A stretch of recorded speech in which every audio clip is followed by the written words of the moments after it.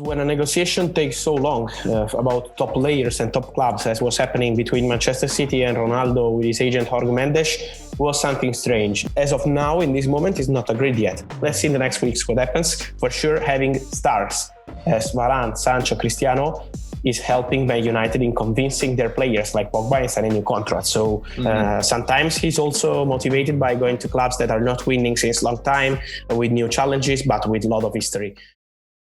Hi and welcome to the Final Whistles Premier League Weekly presented by Life Now. I am Deepan. And I'm Raushan. Raushan, when it comes to the football world, as much as we are fans of what happens on the pitch, we are fans of what happens off the pitch as well. Always waiting to see who comes in through the doors at our favorite clubs. Especially in the off season, we're always on our Twitter and Instagram pages, refreshing it over and over again to see whether any new players are linked to our clubs. And when it comes to transfers, there are one or two reliable guys that we go to for information. But look, it's a crazy, crazy world out there. Transfers happen all the time during the summer. But in terms of keeping us interested, we are always there. What do you think about transfers? It's absolutely crazy. The transfer market has evolved so much since I was a little boy to where we are now. Because when I grew up, all we had was newspapers and probably teletext to get information. And then now suddenly with social media... Teletext is true. And then now suddenly, with showing my age, with social media, it's all at your fingertips. But the problem is there's no barrier to entry. Anybody can come in and say anything, right? So I feel sometimes we struggle to decipher what is fact and what is fiction.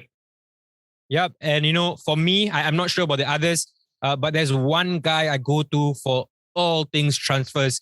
It's not confirmed till he tweets it. And we know he has these 3 magic words. Raushan, who am I talking about? 3 absolutely magic words that confirms a transfer. Those 3 magic words are, here we go. Fabrizio Romano, what a pleasure to have you on our show. Thank you so much for taking your time to join us. First of all, the transfer window is over. Have you finally had time to rest and sleep? First of all, let me say thank you for the invitation. Be a pleasure to be with you, really. Thanks again. I'm really happy to answer your questions. And about my rest, my holidays, not so much, to be honest, because I was spending like 4 or 5 days with my family, but always working too, because I can't turn my phone off. It's impossible for me. So it's part of my life, but I like it. People imagine like after the transfer window, I go on holiday for 2 months. It's not like this. It's like 3 days and I'm fine because I love this work. I love this football game. And so it's fine like this. Fabrizio, you mentioned you're excited for the questions. To steal your phrase, here we go. Let's get stuck in. We have to talk about the transfer of the summer, Cristiano Ronaldo. You, of course, were one of the first few to tweet that he was going possibly to Manchester City. And then everything changed so quickly. Could you just talk us through what exactly took place? And were you surprised about how it all unfolded? I was surprised about Man United, but not so surprised because when a negotiation takes so long about top players and top clubs, as was happening between Manchester City and Ronaldo with his agent Jorge Mendes, was something strange. Normally, if you want to sign this player and if you are really 100% convinced, and if the player is 100% convinced, it's not spending like 4 days or 5 days to do everything. You'd need like 1 day or 2 days. That's happened with Man United. They signed Cristiano in 24 hours. So what happened with Man City is that they started negotiating after the match, the opening match of Serie A, Udinese Juventus, with Cristiano on the bench and then coming on scoring, but disallowed by VAR. Yeah. And after this match, Cristiano was on the bench because he wanted to look for new opportunities. He wanted to wait and see what was going to happen in the final week of transfers. And then Manchester City called Jorge Mendes in the night. It was Sunday night. And they started to talk. Mendes was looking for options because Cristiano was desperate to leave, to have a new opportunity. And in this call, Manchester City were open to offer Cristiano what he wanted on a contract side. It was not 100% agreed about personal terms, but it was advanced. It was well advanced. So it was about some clauses, but contract was not the main problem. The main problem was about Juventus, because Juventus wanted money for Cristiano. They were never open to allow Cristiano to leave for free. And Manchester City were not prepared to pay this money. They always say they wanted Cristiano on a free transfer because of his age and because they had to pay a huge salary to Cristiano. Juventus said money or nothing. So they spent 3 days talking, negotiating, also with Jorge Mendes involved. And the situation was so tense till they were close to see the situation collapse when Jorge Mendes contacted Man United.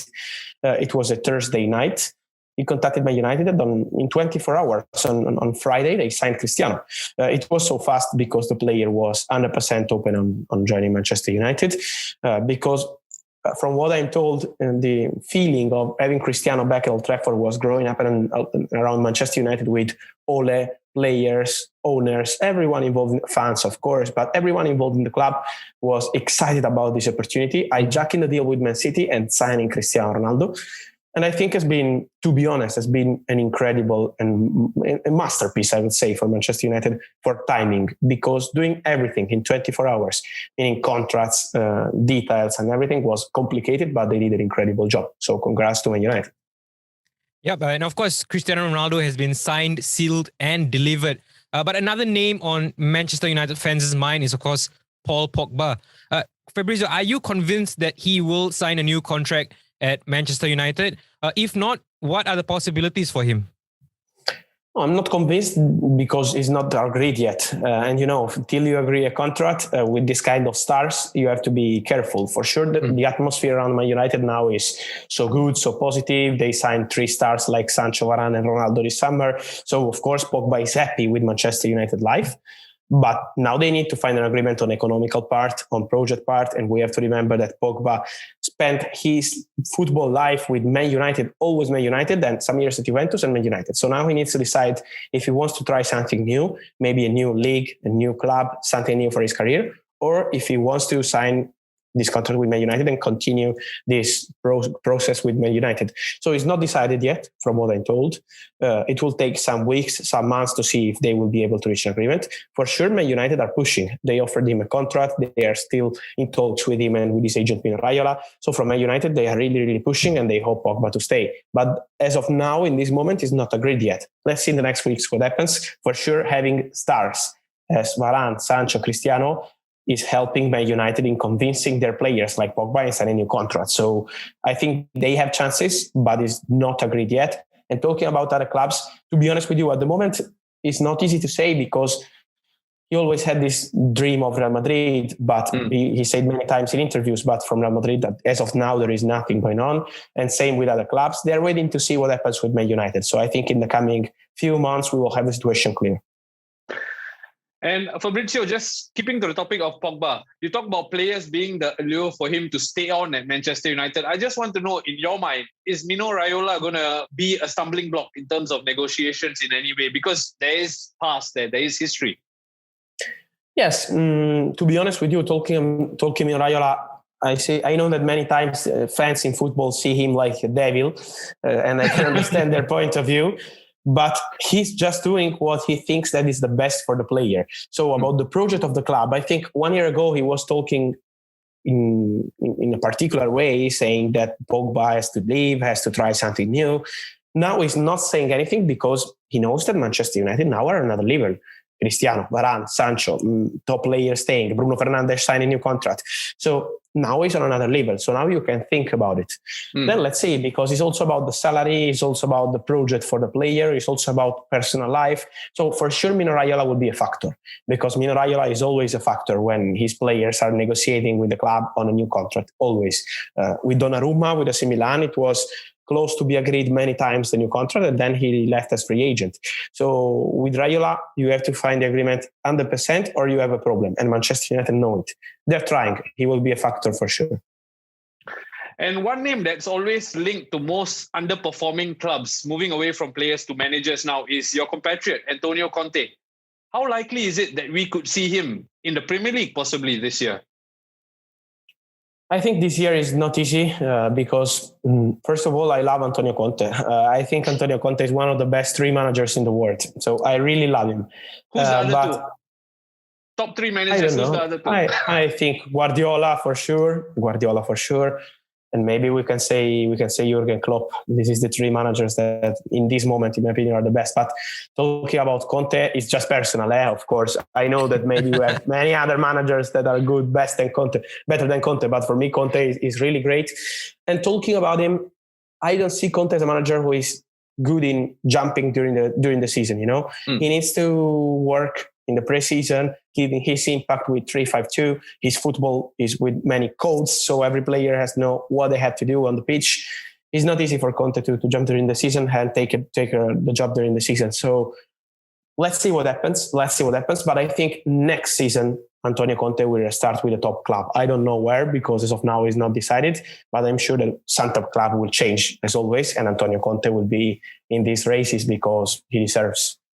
But Fabrizio, you talk about him going to a top club. Would you consider Arsenal a top enough club for him? Absolutely, yes. Absolutely, yes. I consider Arsenal a top club. Antonio Conte is like this. It's not, I want to go to Real Madrid or nothing.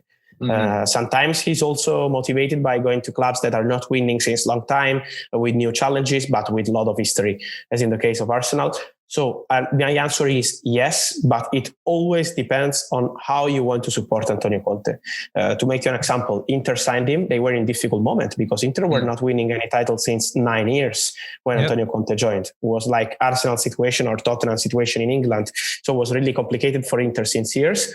Conte joined because he had the opportunity of having the club supporting him. So we signed Lukaku because you want Lukaku. We signed Barella from Cagliari because you want Barella. So you have to do what he wants. I don't know if Arsenal or any other club are prepared to do this, but if some club will do this, I'm sure that Antonio will be ready to go. It's not about the top club. Imagine that he refused Real Madrid one time. So it's about how you support the manager for him. Fabrizio, when it comes to transfers, it's not quite official until we see the words "here we go" on your Twitter account. And that's amazing, right? Because it's one person controlling, in a sense, the authenticity of transfers in the football market.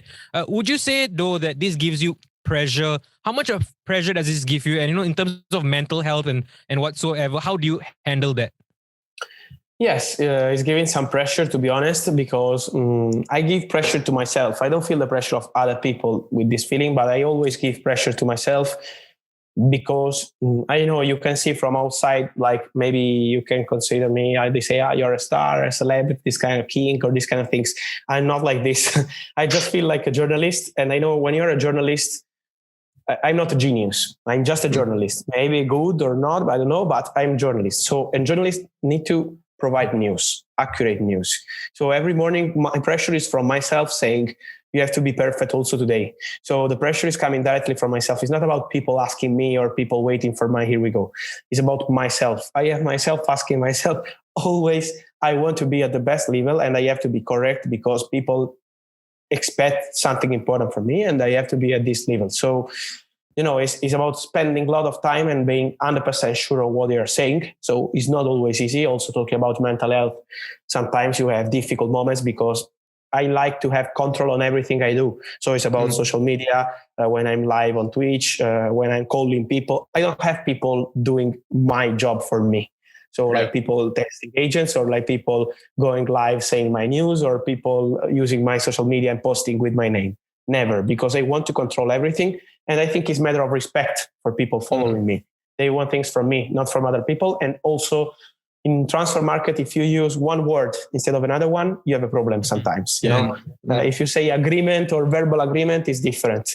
So, and many times you can't be wrong. So sometimes I find some moments where I am doing many things at the same moment. It is not easy, but I like pressure, to be honest. So I will continue like this as of now. Fabrizio, I asked you the question because sometimes when I look at your tweets, when I click on it, for example, if it's the news about Manchester United, you'll have Arsenal fans, Spurs fans, Chelsea fans asking you, what about Chelsea? Do you have any Arsenal news, any Spurs news? Does it sometimes annoy you though? To be honest, no. I think many of them now, they feel like a joke, So they just do it because they know I'm never answering on this kind of things. I'm answering sometimes if people are correct, honest, respectful, I like to answer. If they say, hello, Fabrizio, it's true that we are negotiating for this player. For me, it's just a pleasure because you're really interested. If you only want to joke and you write Chelsea news only because you're trying to do something under my tweet, I know, but I'm not annoyed, to be honest. I like the atmosphere on social media when it's respectful. When people are not respecting, it's completely different. I get angry and annoyed when people are not respecting your work, because they think it's easy to spend all day at your phone, texting people, calling people, and sharing news. but they don't know what you have behind this work. They only see the final product, Yeah. So it's completely different. Also about personal life, private life. Sometimes you are doing many things at the same moment, and it's not easy to have a private life, and they don't know about it. So if someone is not respecting, this is something that is annoying me. Yes, more than people saying Arsenal news or Chelsea news. You understand that they don't see the sacrifice or the how much Yes. you put in for the glory or almost the fame that you deal with. Yes. This is the point. Sometimes yes, but to be honest, I am not criticizing. I'm really happy with my social media life, and people are always so respectful with me. Sometimes we have some stupid people, but it's in all places. It's not only social media. So it's part Fabrizio, of life. going back to your famous catchphrase. Here we go. I need to know what needs to happen for you to say, all right, here we go. What are the steps there? The step is that I have to talk with as many sources as I can, confirming me something, some news. So sometimes I need only one, because I have my top sources telling me something, and I know since many and many years. And if they tell me something, I know that it's 100% correct and confirmed.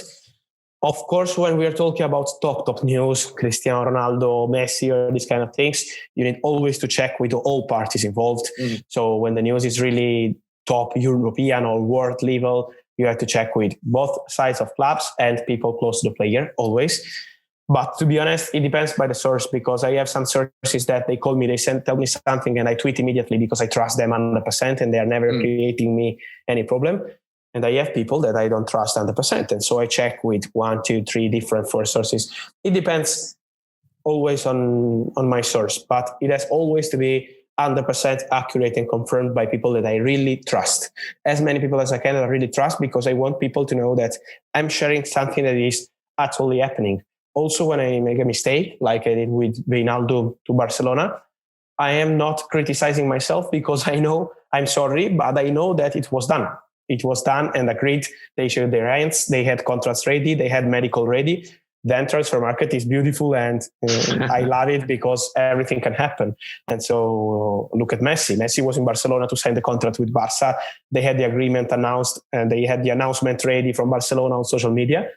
And then in 3 hours, everything changing, and he's playing for Paris Saint-Germain. But this is why transfer market is funny. If it was so regular, it was not so fun. From your answers, I have to ask, you talk about making calls, receiving calls. How much do you pay in terms of phone bills every month? I have an agreement with the company here in Italy. If not, I was died. I have a monthly guaranteed fee. Yes. No. It's not call by call, or I would be done.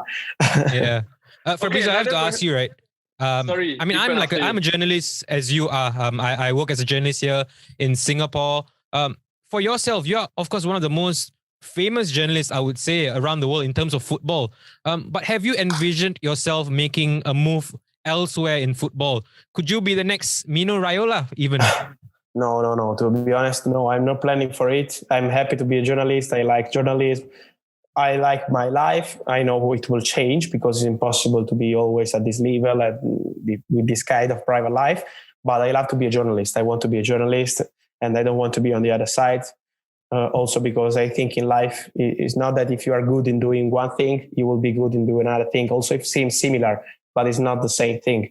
So I'm not planning to be an agent or a director or these kind of things. My dream when I was a kid was to be a manager in football, because I love to be. I was with loving Mourinho, tactics and these kind of things. Then I'm Italian. In Italy, tactics are really important, So we spend a lot of time talking about how the team is playing, which system. Do you play Football Manager? Yes. I play Football Manager, FIFA, but I spend like 1 hour before playing the match on 3-5-2 with the winger has to do this movement. And I love these kind of things. So this is my dream. Maybe one day, who knows, but not about transfers, to be honest. Fabrizio, I just quickly have to ask you about Jose Mourinho. He's gone to Roma, just cleared 1,000 games. Do you think, Mourinho's reputation is he past it? Do you think Roma will be the place where he recaptures the imagination? Because I absolutely love Jose Mourinho. I think, yes. I think it's the perfect place for him. I think it's incredible sometimes in football. Mourinho is a serial winner. You won everywhere. He did an incredible job everywhere. And now people are criticizing him because maybe in the last season was not at the best level, but you can't be always Maradona and Maradona and Maradona. And so, because for me, Maradona was the best and the only one. But talking about Mourinho, for me, Mourinho is the Maradona of the managers. He did an incredible job for many, many years. Of course, now he was needing to feel some passion around him, and Roma is perfect in this sense because the city is living for football. Mourinho is loving the city, Italian life. He's loving the team, he's loving the club. So I'm sure it's the perfect mix. It will not be easy to win because in Italy we have many good clubs. So it won't be really easy. But I'm sure that he has everything to show again who is Jose Mourinho. He doesn't need to show because he's the number one, the special one. But I'm sure that he will show again who is Jose Mourinho also in these months. Fabrizio, I just want to ask you a very important question in terms of transfers, possibly coming up in January or even the next summer. One name on everyone's minds would be, of course, Erling Haaland. Do you see yourself, tweeting out, "Here we go," in terms of Haaland next summer?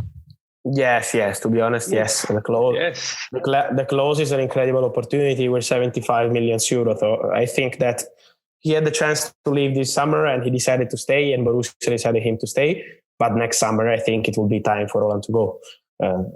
He's on another level. Borussia Dortmund, top club, but I think he's on another level. I think he deserves to go. And where do you think he'll end up? I have really no idea because many clubs are in the race. When there is this kind of clause, it's like being a free agent. So he can pick because every club is ready to pay this 75 million euro for a player that is worth 200 million euro. So it's like being a free agent. He will decide together with Raiola, together with his father, Alfie. But it will take some time because when you decide about the project, it's not only about the money, it's about the project for Haaland always. And when you decide like this, it takes time. It always takes time because he wants to see in January, maybe in December, in February, where these clubs will be. But there are many clubs, Spanish, English, Italian, France, from all countries trying for Haaland. So it will be an incredible race. One of the best in the history of transfer market, I'm sure. Fabrizio, we've talked a lot about your career and how much you do for us in the global game. We just want to find out a bit more about you before we wrap up our interview. Tell us more about yourself. Where are you from and who do you support? Which team do you grow up living and loving? Yes, I'm from Napoli, from Naples in Italy. Then I moved when I was 18. I moved to Milan in the north of Italy, where I live now. And I love Italy, so I'm not planning to change. Many times people are asking me because of my job if maybe I want to go, I don't know, to London or these kind of things. But I really love Italy, Italian life, so I'm really happy here. And yes, my team has always been Watford. Here in my passion has always been for Watford because I was watching the famous match with Troy Deeney scoring the late goal with Leicester, and so. For me, Watford is a passion also because then I was going to Vicarage Road and the atmosphere was incredible. The club have Italian ownership. So for me, it was a direct link. I know people in the board. I know many players of Watford because they were coming from Italian football, from Udinese, from Napoli. And so for me, it was a direct link with many players. So it was my passion and it is my passion. I'm always playing FIFA and Football Manager with Watford. So it's part of my life. And yes, that's it. I started to be a journalist when I was 17. Wow. And let's see now what's going to happen in my life. I don't know, but I'm really happy. Fabrizio, we're just about running out of time and you touched on the Premier League and this is a Premier League show. So I have to ask you and put you on the spot before you go. Who do you think will finish in the top 4 in the Premier League and in what order? Good question. I think this year, Man United have chances. I see Man United or Man City winning the league. So one of the two, first and second. I see United and City first and second. Then I see Chelsea really with a good team. Really with Romelu Lukaku, they have an impressive power now also with attacking players. So I see Man United or City first and second position, Chelsea third position, and then Liverpool because I think Liverpool will be back in a relaxed way in a fourth position after the crazy season they had last year with many injuries. They've been really unlucky. Now I think they will continue this process. I hope Arsenal will be back at good level because they really deserve, but will be a long process. It will take maybe 2 or 3 years to see Arsenal back at top level, but I think they are on the right way. And let's see what is going to happen also with Tottenham, because I think Tottenham are also building something important and they will try and they will fight to be in the first position, in the first 4 positions. So Maybe Tottenham could be a surprise, but at the moment I see this club I mentioned you. So the first three for Manchester, Chelsea and Liverpool. What about any wildcard teams, any surprise teams from the Premier League that could surprise everybody? And no, you can't mention Watford. I'm going to mention Watford. The start was not great, to be honest, but we'll need some time. Of course, signing many new players, so it will take some time for Watford to be a real team now. But I like the team. I think surprise, okay, in the sense that they can be staying in the Premier League. I don't see them going like to Europe, but I think they have a good club. So I'm going to mention Watford also because it's my team. And yes, I really like them. And talking about other clubs, I think that Leicester have an incredible project. Let me mention Leicester because what they are doing with the strategy is something that I really love. They know player that they want to sign in February for summer, and this is something really smart. They start with strategy months and months before. They have good relationship with the manager, so everything is shared with the manager. I really love Leicester progress, and I think they have everything to be part of top English football in the next years again. All right, fantastic. So much of gratitude to you for joining us. Two boys from Singapore chatting with one of the most famous men in the world from Italy. It's been a pleasure for us, and really good answers from you as well. We look forward to seeing your tweets and hopefully maybe catch up with you one day in Italy. When you want, guys, I wait for you. Thank you for the invitation. It's been a big pleasure to be with you, and thanks again and good luck for your project. I will follow you. Thank you.